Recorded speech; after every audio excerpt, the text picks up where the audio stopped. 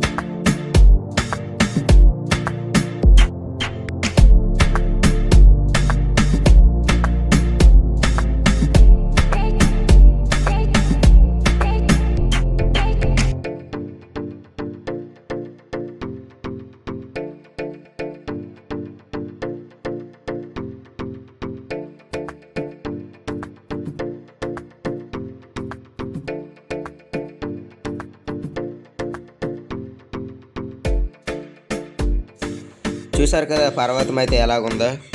నేనైతే ఇక్కడ చాలా పెద్ద కొండలా ఉంటుంది అనుకున్నాను, కానీ ఇక్కడ అలా లేకపోయినా సరే సముద్రం మధ్యలో ఇలా ఉండడం చాలా విచిత్రంగా అనిపిస్తుంది.